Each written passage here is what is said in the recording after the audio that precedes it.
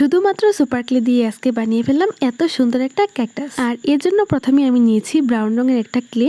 এটাকে প্রথমে গোল করে তারপর হাত দিয়ে দুই পাশ থেকে ধরে এভাবে চ্যাপটা করে দিব। এরপর একটা ক্লে টুলসের সাহায্যে এটাকে মিষ্টি কুমড়ার মতো করে চারপাশে এভাবে কিছু দাগ কেটে দিব। এটাকে একটু ডেকোরেশন করার জন্য একটা ব্রাউন রঙের ক্লে এভাবে চিকন করে নিয়ে উপরে গোল করে বসিয়ে দিব। এবার ক্যাকটাসটা বানানোর জন্য একটা সবুজ রঙের ক্লে এভাবে করে কেটে নিব।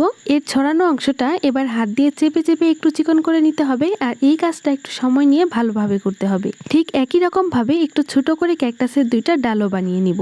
একটা ক্লে টুলসের সাহায্যে এর মাঝখান দিয়ে এভাবে কিছু দাগ কেটে দিব, তাহলে এটা দেখতে সুন্দর লাগবে। ক্যাকটাসটাকে আরো একটু ডেকোরেশন করার জন্য এখানে আমি 3টা ফুল বানিয়ে নিব। আর এই প্রসেসটা খুবই ইজি, তোমরা একটু দেখলেই বুঝতে পারবা। ক্যাকটাসের ডালপালাগুলো এবার ভালো করে বসিয়ে দিব আর প্রত্যেকটা ডালের উপর ফুলগুলোকেও বসিয়ে দিব। সবশেষে এটাকে টবের মধ্যে বসিয়ে দিলেই তৈরি হয়ে যাবে আমাদের কিউট একটা ক্যাকটাস। ভালো লাগলে অবশ্যই একটা শেয়ার করে দিও। টাটা।